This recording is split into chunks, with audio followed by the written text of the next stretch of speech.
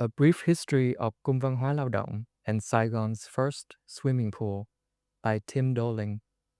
Once a fashionable rendezvous for the elite colonial society, the Labor Culture Palace at 55B Nguyễn Thị Minh Khai is today one of Ho Chi Minh City's most popular sports and recreation facilities.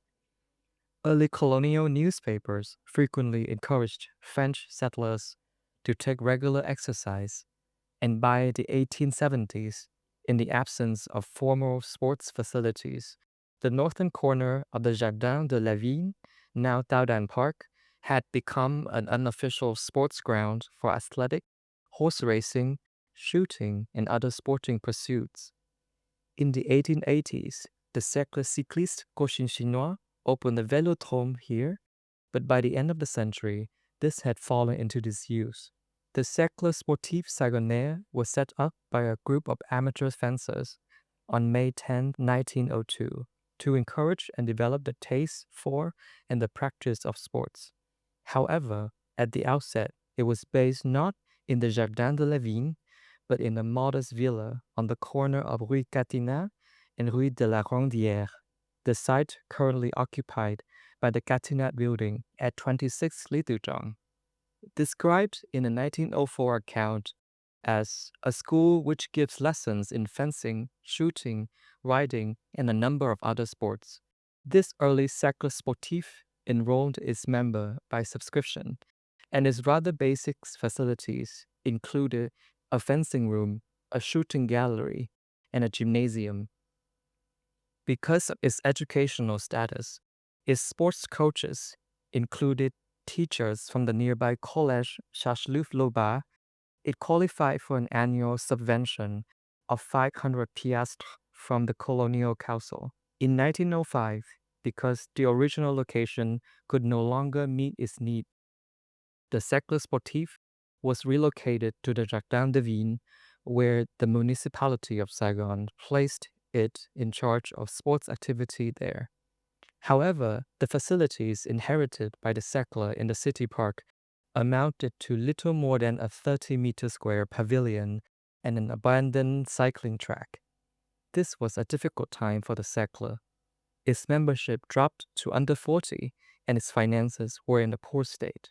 Luckily, in 1906, the municipality stepped in, funding the construction of an athletics track on the site of the old velodrome. 2 tennis courts and a football pitch followed, along with a set of roller skates, which could be rented on an hourly basis by Cercle members.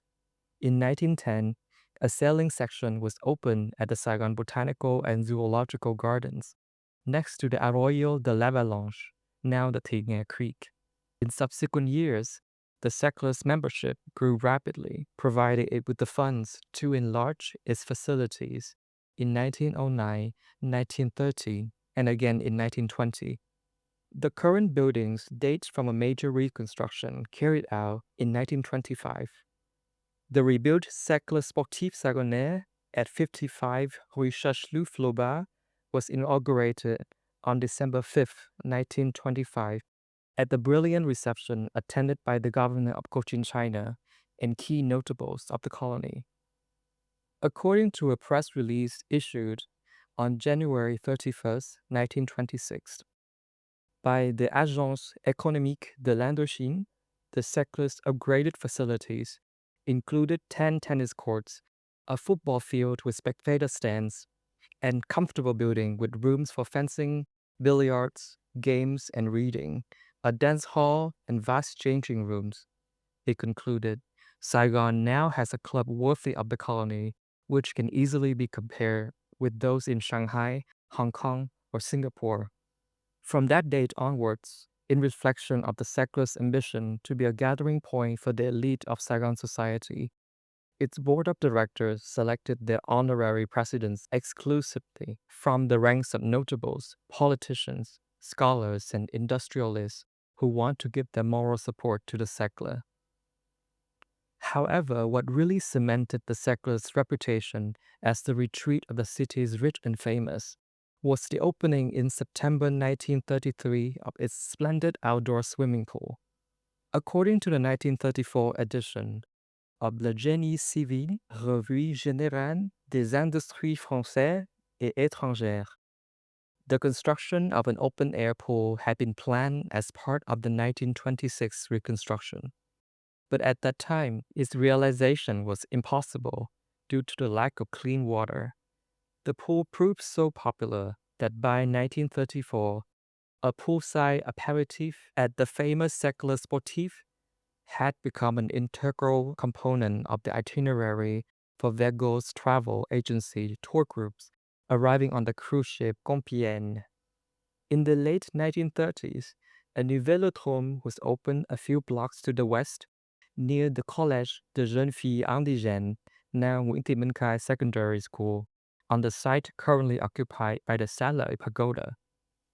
To cater to more athletically challenged colonials, who nonetheless want to spend time here mixing with the hoi polloi, the Secular Reading Room always held the latest newspaper and magazines sent from France, along with an impressive collection of over 5,000 books and journals. The Secular also issued the bi-monthly bulletin Revue du Siècle, which was circulated widely around the city to promote its ongoing program of activities. Aside from the lavish receptions organized to mark the visit of foreign athletic teams, the Cercle Sportif also became famous for its annual Spring Ball, one of the highlights of Saigon's social calendar. By the late 1930s, tickets were in such demand that Le Noveliste d'Indochine commented sarcastically in 1938 that the ball, held that year in the Continental Hotel, had become more of a spectacle than the manifestation of elegance it once was. After the departure of the French in 1954, the Cercle Sportif continued to function as an upmarket sports club where the elite, local and foreign, gathered to drink, dine, swim, or play tennis. Famous visitors of the 1960s included U.S. Ambassador Henry Cabot Lodge and South Vietnamese politicians Nguyễn Cao Kỳ and Yu Văn Minh, the latter fed as a skilled tennis player.